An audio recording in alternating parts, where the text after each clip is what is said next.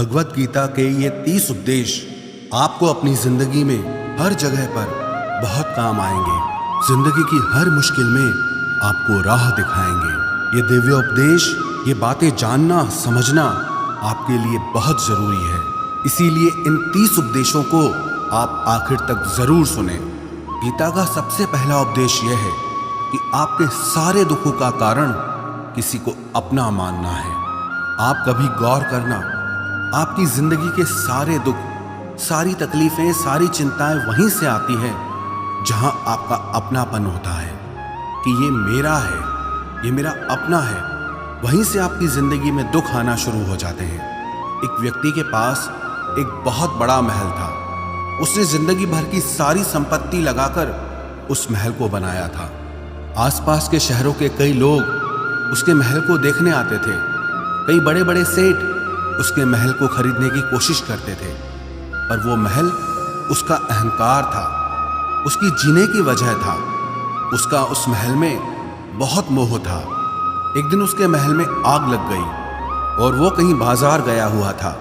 जब वो घर लौट कर आया तो उसने देखा कि मेरा महल आग में जल रहा है। अपने घर को आग में जलता हुआ देखकर उसे इतना दुख हुआ। उसने कहा, अगर ये महल नहीं रहेगा तो मैं भी जिंदा नहीं रहूंगा। अगर मेरा महल ही जल रहा है तो मैं जी के क्या करूंगा। वो भी उसी आग में छलांग लगाने की कोशिश करने लगा तो किसी ने उसे रोक लिया कि भाई, ये जो तुम्हारा महल है, इस महल का सौदा कल तुम्हारे बेटे ने किसी के साथ कर लिया है। जब उसे पता चला कि ये महल अब मेरा नहीं रहा, किसी और का हो चुका है, तो उसकी सारी चिंता खत्म हो गई। जैसे और लोग उस जलते हुए महल को देखकर तमाशा देख रहे थे, वैसे ये भी खड़ा हो गया। इतनी ही देर में उसका बेटा आया। वो अपने बेटे को देखकर बहुत प्रसन्न हुआ। उसे आशीर्वाद देने लगा कि तेरे जैसा बेटा तो बहुत भाग्यों से मिलता है। तूने तो मेरी जिंदगी बचा ली। आज इस घर में आग लगी है और तूने कल ही इसका सौदा कर दिया। वो अपने पिताजी से कहने लगा कि पिताजी, मैं इस महल के सौदे के लिए बात तो करने गया था, पर सौदा अभी पक्का हुआ नहीं है। जब उसके पिता ने यह सुना कि अभी इस महल का सौदा हुआ नहीं है तो वो फिर फूट फूट के रोने लगा, फिर अपनी छाती पीटने लगा। महल वही है, इंसान वही है, लेकिन जब महल मेरा है तब वो दुख भी देता है, खुशी भी देता है। लेकिन जब वो मेरा नहीं है, उससे मेरा कोई रिश्ता नहीं है, तो सारे दुख ही खत्म हो जाते हैं। ऐसे ही जिंदगी में जब किसी जगह को, किसी इंसान को, किसी रिश्ते को, किसी काम को हम अपना मान लेते हैं, मेरा मान लेते हैं, तो वहीं से ही सारे दुखों की शुरुआत होती है, वहीं से हर तकलीफ की शुरुआत होती है। तो श्रीमद् भगवत गीता का पहला उपदेश यही है कि आप जैसे ही किसी को अपनी जिंदगी जीने की वजह मान लेते हो कि इसके बिना तो मैं जी ही नहीं सकता, तो वो चीज, वो इंसान, वो काम आपको बहुत दुख देता है। गीता का दूसरा उपदेश यह है कि अवश्यमेव भोक्तव्यम कृतं कर्म शुभाशुभम, कि आपने कोई भी कर्म किया हो उसका फल आपको जरूर भोगना पड़ेगा। अगर आपने अच्छे कर्म किए हैं तो जाने अनजाने किसी मुश्किल वक्त में आपको वो आपके अच्छे कर्म उस मुश्किल वक्त से बचा लेंगे। अगर आपने गलत कर्म किए हैं, पाप किया है, तो उसकी सजा भी आपको जरूर मिलेगी। वो इंसान कितना ही छुप कर कर्म करे, चाहे वो कितना ही चालाकी से कर्म करे, लेकिन कहते हैं कि उस परमात्मा के, ईश्वर के चारों तरफ कैमरे लगे हुए हैं। हमारे एक एक कर्म पर वो प्रकृति, वो परमात्मा अपनी दृष्टि बनाए रखते हैं। हमारे एक एक कर्म का हिसाब होता है। एक गांव में 2 मित्र रहते थे। उन दोनों ने विचार किया कि इस गांव में हम धन नहीं कमा पा रहे। वो दोनों धन कमाने के लिए शहर में चले गए। कुछ वर्ष वहां रहकर उन्होंने काफी धन कमाया। फिर सोचा कि अब हम अपने घर वापस चलते हैं। पर्याप्त मात्रा में हमने धन कमा लिया है। उस समय पे यातायात की इतनी सुविधाएं नहीं होती थी। वो अपने बैलों पर ही यात्रा कर रहे थे। चलते चलते मार्ग में रात हो गई तो उन्होंने विचार किया, आज रात हम यहीं विश्राम करते हैं। एक मित्र ने कहा कि मैं यहाँ पर रहकर धन की रक्षा करता हूँ, तुम बाजार जाकर भोजन की व्यवस्था कर लो। जब वो मित्र बाजार गया तो उसके मन में पाप आ गया। उसने कहा, इतना पैसा हमने कमाया है, अगर मैं इसको यहीं जंगल में मार दूं तो सारा पैसा मेरा हो जाएगा, नहीं तो मुझे इसका आधा धन इसको देना पड़ेगा। मन में ये खोट आने पर उसने अपने मित्र के खाने में जहर मिला दिया, और जब वो खाना लेकर के अपने मित्र के पास गया, उसका मित्र वो जहर वाला खाना खाकर वहीं पर उसकी मृत्यु हो गई। वो व्यक्ति सारा धन लेकर के अपने घर वापस आ गया। फिर उसके घर में एक पुत्र ने जन्म लिया। जब उसका बेटा पैदा हुआ तो वो बहुत बीमार रहता था। उसने अपने जीवन में जो कुछ भी धन कमाया था, उसका वो सारा धन अपने बेटे के इलाज में ही खत्म हो गया। बेटा बड़ा होता गया और इसका धन नष्ट होता गया। जब उसका बेटा थोड़ा बड़ा हो गया तो उसके पिता ने पूछा कि बेटा तू इतना बीमार क्यों रहता है, तू ठीक क्यों नहीं होता? मैंने अपनी जिंदगी का सब कुछ तुझ पे लगा दिया पर फिर भी तेरी तबीयत ठीक नहीं रहती। तो उसके बेटे ने बोला, कौन सा बेटा और कौन सा पिता? मैं तेरा वही मित्र हूं जिसको तूने जंगल में जहर दे के मार दिया था, लेकिन मैं अपना वही हिसाब पूरा करने के लिए तेरे पुत्र के रूप में तेरे घर में आया हूं। अब मेरा तेरा हिसाब बराबर और मेरा जीवन अब यही समाप्त होता है। तो गीता का उपदेश हमें यही सिखाता है, कोई अपने आप को कितना भी चालबाज समझता हो, होशियार समझता हो, लेकिन अगर उसने गलत कर्म किया है, चाहे आज नहीं तो कल उसे उसका फल भोगना ही पड़ेगा। कोई भी व्यक्ति अपने किए हुए कर्म से बिना उसको भोगे कभी छूट नहीं सकता।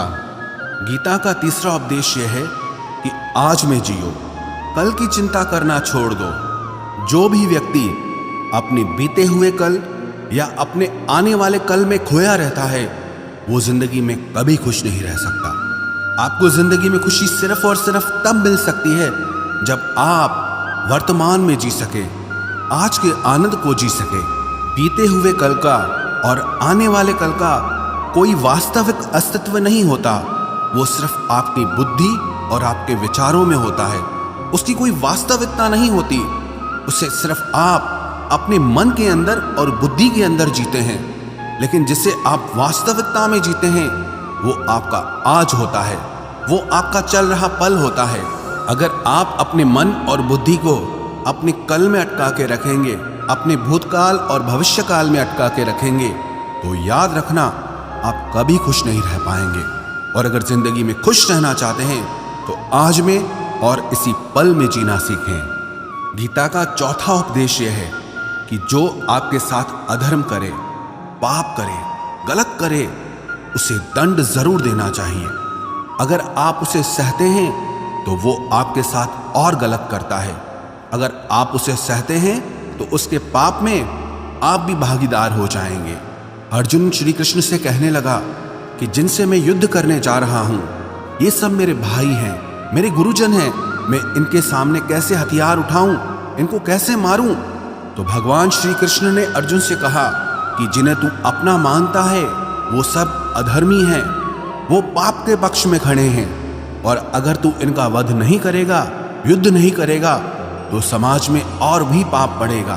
क्योंकि जब कोई ऐसे पापियों को नहीं रोकता है तो ये और भी ज्यादा पाप करते हैं। ऐसे ही जब आपके साथ कोई गलत करता है, आपको चोट पहुंचाता है, दुख पहुंचाता है, और आप वो चुपचाप सहते रहते हैं, तो उससे सामने वाले को बल मिलने लगता है, वो आपको कमजोर समझने लगता है, और आपके साथ गलत करने को वो अपना हक समझने लगता है।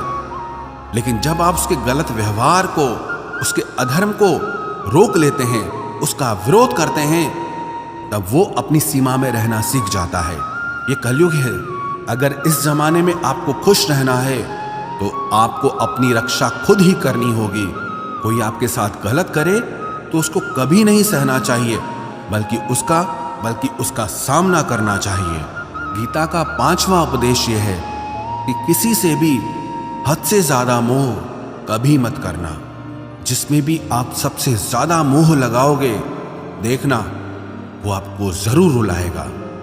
मोह के वजह से ही आप किसी के पीछे मरते रहते हैं। मोह के वजह से ही आपको कई बार अपना अपमान भी सहना पड़ता है, और कई लोगों को मोह की वजह से ही अपना अपमान दिखता तक भी नहीं है कि सामने वाला मेरी इज्जत तक नहीं कर रहा और मैं उसके पीछे मर रहा हूं। मोह आपकी आंखों पे ऐसी पट्टी लगा देता है कि आपको सच और झूठ दिखाई ही नहीं देता। आपको किसी इंसान का चेहरा दिखाई ही नहीं देता। आप जो देखते हैं, जो सुनते हैं, उसी पर यकीन कर लेते हैं, फिर चाहे आपको कितना ही दर्द मिल रहा हो। अगर आप किसी इंसान को ठीक से समझना चाहते हैं, किसी की सच्चाई जानना चाहते हैं, तो उसके लिए ये बहुत ज़रूरी है कि आप उसके मोह से जल्दी बाहर आ जाएं। वास्तविकता में रिश्ते दुख नहीं देते, आपका मोह आपको दुख देता है।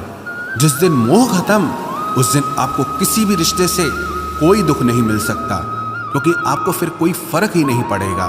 गीता का छठा उपदेश यह है कि आप वो मत करो जो सब करते हैं, बल्कि वो करो जो आपके लिए सही है।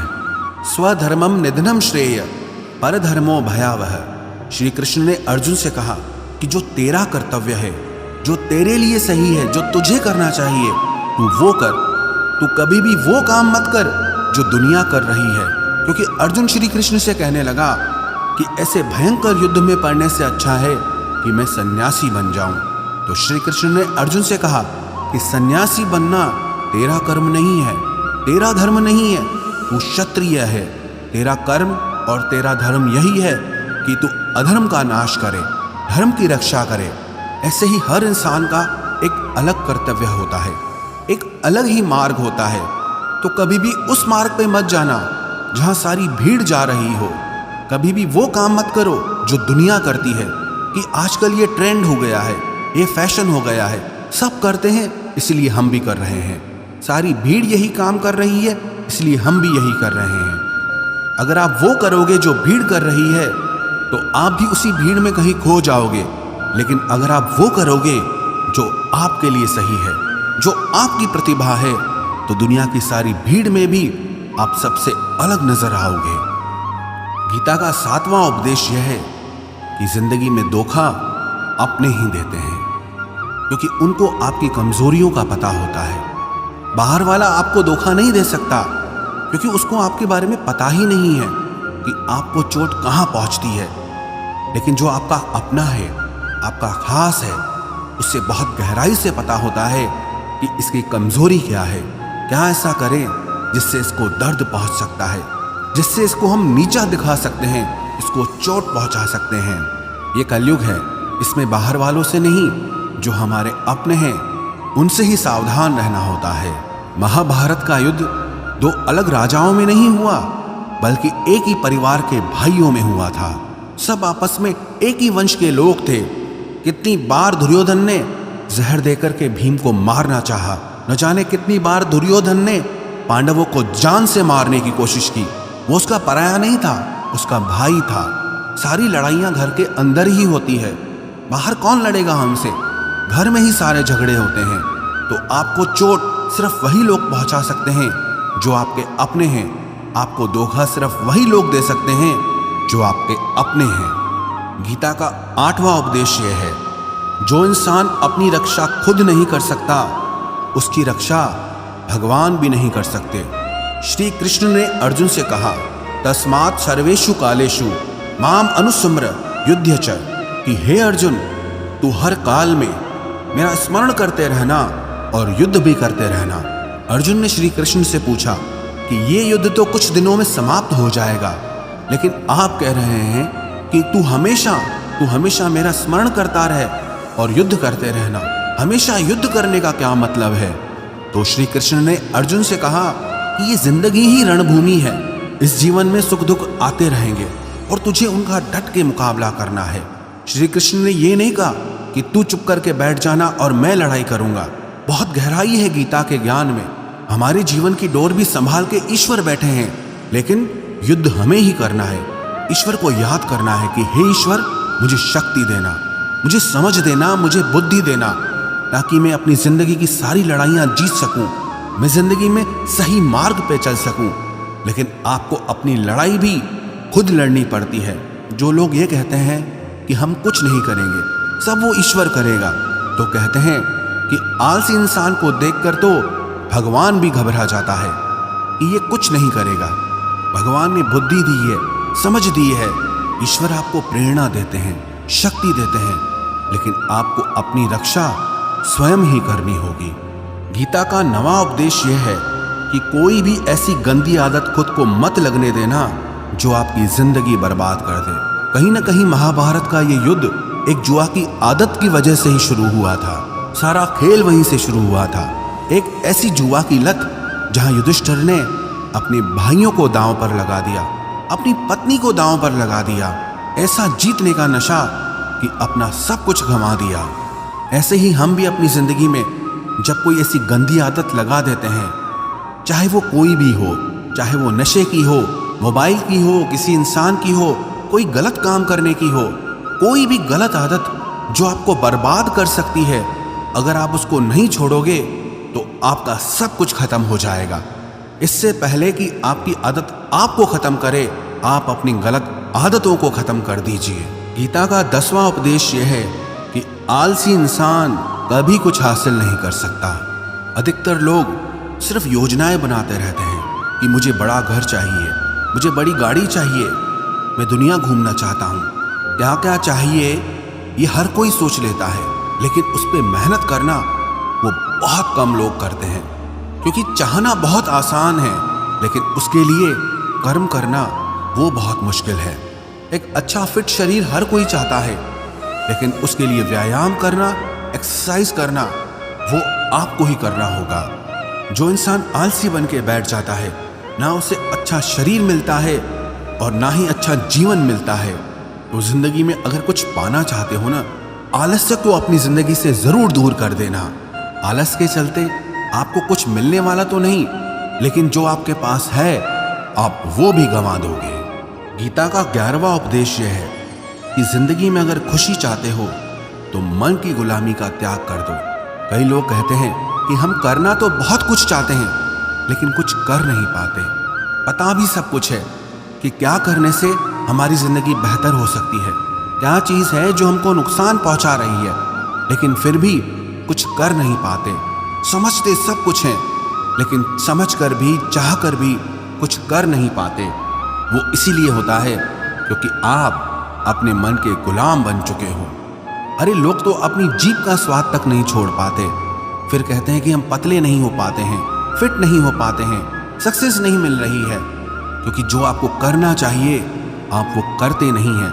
आपका मन सब कुछ समझ कर भी आपको वो करने नहीं देता। इसलिए जिंदगी में अगर आगे बढ़ना है, मन से चलना छोड़ दो। जो आपके लिए सही है वो आपको करना ही पड़ेगा। गीता का 12वां उपदेश यह है कि जो आपका है वो आपको मिलकर ही रहेगा, और जो आपको नहीं मिला है उसके लिए रोना छोड़ दो। आप जिसके लिए जितना रोओगे वो चीज़ आपसे उतना दूर जाएगी, और जो चीज़ सच में आपकी है वो कहीं ना कहीं से आपके पास जरूर पहुंच जाएगी।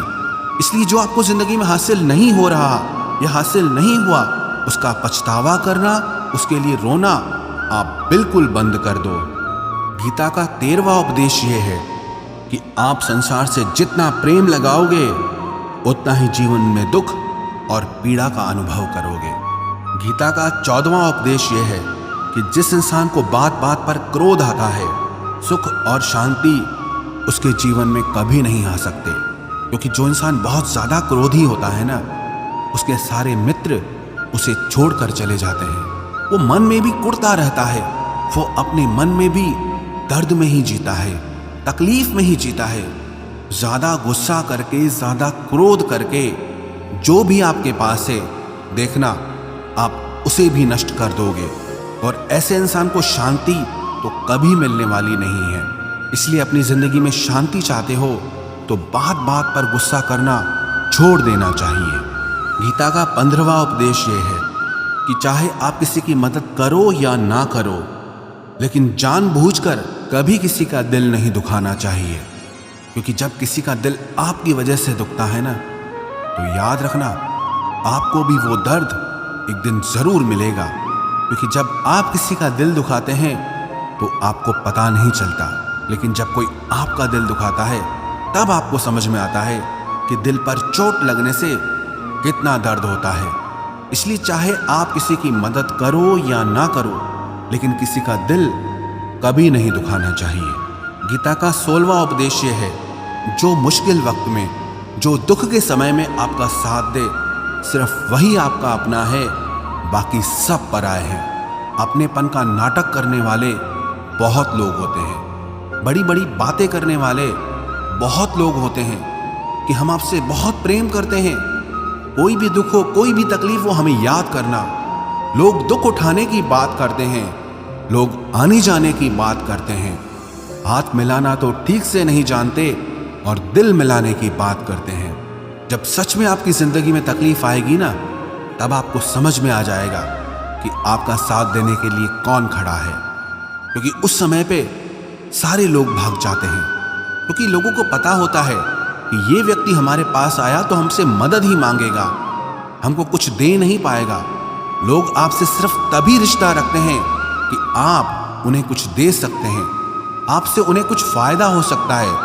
लेकिन जब लोगों को ये पता चल जाता है, समझ में आ जाता है कि उनको आपसे कोई फायदा नहीं होने वाला, बल्कि उनको आपकी मदद करनी पड़ेगी, तो वो आपको दूर से ही देख के भाग जाते हैं। इसलिए जो आपके मुश्किल वक्त में आपके साथ खड़ा हो जाए, सिर्फ वही आपका अपना होता है।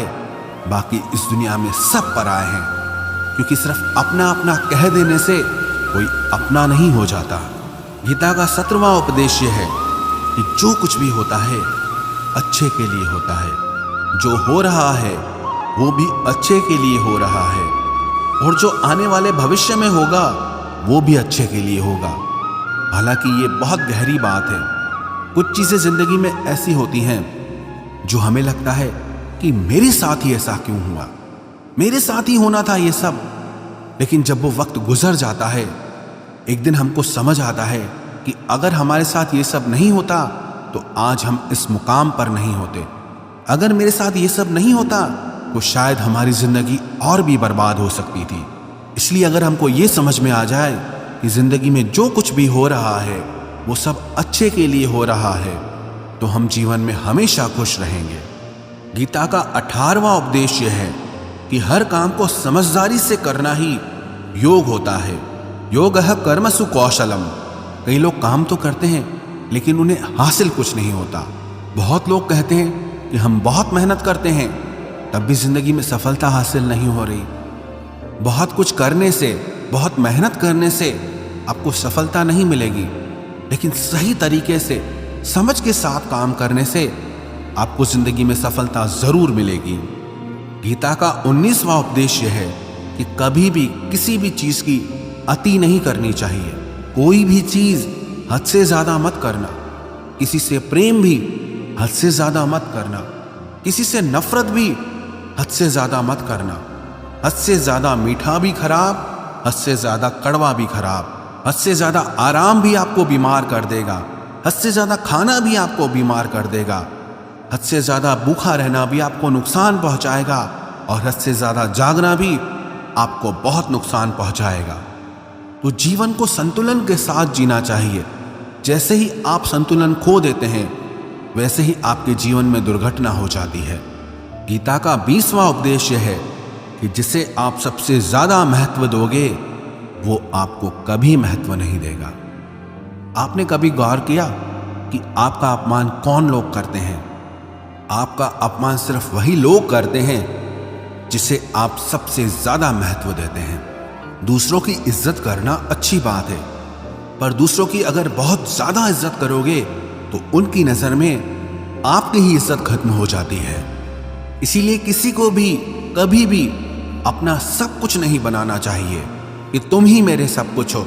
जैसे ही आप किसी को सब कुछ बना लेते हैं अपना, तो आप उसके लिए कुछ भी नहीं रह जाते। इसलिए लोगों को इज्जत उतनी ही देनी चाहिए जितना वो हजम कर सकें। हद से ज्यादा इज्जत देना आपकी ही बेइज्जती करवा सकता है। गीता का 22वां उपदेश यह है कि किसी पर भी आंख बंद करके भरोसा मत करना। जैसे महाभारत की कथा में दुर्योधन ने कितनी बार षड्यंत्र करके पांडवों को मारने की कोशिश की, आग में जलाने की कोशिश की, और वो धर्म पे चलने वाले लोग बार बार उसकी बातों में आ जाते थे। ये बात और है कि ईश्वर उनकी रक्षा कर रहे थे, पर जिसे वो अपना भाई समझ रहे थे, जिसे वो अपना सगा समझ रहे थे, जिस पे वो भरोसा कर रहे थे, वही उनकी मृत्यु करवाना चाहता था। इसीलिए भरोसा करते समय अपनी आंखें जरूर खुली रखना।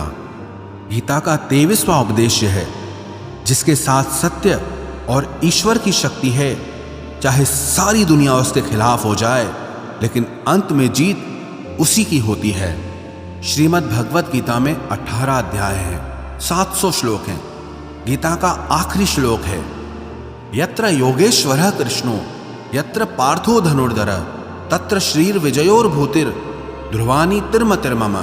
धृतराष्ट्र बार बार संजय से पूछता था कि बताओ, युद्ध में कौन जीत रहा है, कौन हार रहा है, क्योंकि उसे विश्वास था कि महापराक्रमी भीष्म पितामह मेरे पक्ष में हैं, गुरु द्रोणाचार्य वो मेरे पक्ष में हैं, कर्ण मेरे पक्ष में हैं, तो हमें कौन हरा सकता है। लेकिन संजय ने धृतराष्ट्र से कहा कि जहां पर ईश्वर है, जहां पर सत्य है, हमेशा वही जीतता है। चाहे आपके पास कितनी भी शक्ति क्यों ना हो, लेकिन सत्य और ईश्वर जिसके साथ खड़े हो जाएं, उसे दुनिया में कोई भी नहीं हरा सकता। गीता का 24वां उपदेश है कि जीवन में लड़ाई झगड़े से बचना चाहिए, लेकिन जब बात आपके चरित्र, सम्मान और अधिकार की हो तो लड़ना भी चाहिए। अर्जुन भी महाभारत का युद्ध करना नहीं चाहता था, क्योंकि सामने उसके अपने खड़े थे। लेकिन श्री कृष्ण ने उसे उपदेश दिया कि यहां पर बात लड़ाई की नहीं है, तेरे सम्मान की है, तेरे चरित्र की है, तेरे अधिकार की है। जो द्रौपदी के साथ कौरवों ने भरी सभा में अपमान किया, उसे नग्न करने की कोशिश की, इतना बड़ा अधर्म किया, वो तुम्हें कभी नहीं सहना चाहिए। इसलिए बात जब आपके चरित्र पे आ जाए, आपके सम्मान पे आ जाए, तो चाहे वो अपना ही क्यों ना हो, आपको उसके साथ जरूर लड़ना चाहिए। गीता का 25वां उपदेश यह है, चाहे कितना भी बुरा वक्त आ जाए, लेकिन जो इंसान जिंदगी में हिम्मत नहीं हारता, वो सब कुछ हासिल कर सकता है। जब पांडव लोग जुए में सब कुछ हार गए, उनको 12 साल के लिए वनवास मिला और 1 साल के लिए अज्ञातवास मिला। वो भिक्षा करके अपनी जिंदगी को पालते थे, जंगलों में भटकते रहते थे, भयानक जानवरों के बीच। लेकिन इतना मुश्किल वक्त झेलने के बाद भी आखिरी में विजय उन्हीं की हुई, क्योंकि उन्होंने अपने अंदर में कभी हिम्मत नहीं खोई थी। ऐसे ही आपकी जिंदगी में कितना ही मुश्किल वक्त क्यों ना आ जाए, लेकिन आपके अंदर अगर हिम्मत है तो जीत आपकी ही होगी। गीता का 26वां उपदेश यह है कि जो किसी और का है, उस पर कभी अधिकार मत जमाना, कभी कब्जा मत जमाना। जब शकुनी ने षड्यंत्र करके पांडवों को हस्तिनापुर से अलग करवा दिया, एक खांडवप्रस्थ का राज्य दे दिया, जहां की भूमि भी बंजर थी, जहां कुछ नहीं हो सकता था, लेकिन पांडवों ने उस शहर को इतना सुंदर बनाया, इतना वैभवशाली बनाया कि हस्तिनापुर भी उसके आगे फीका लगने लगा। और उनके उस वैभव को देख के, सुख को देख के दुर्योधन अंदर ही अंदर जलता था। उसने कई बेईमानियां करके, षड्यंत्र करके उनका वो खांडवप्रस्थ भी उनसे छीन लिया। जो चीज उसकी नहीं थी, उस पर कब्जा किया।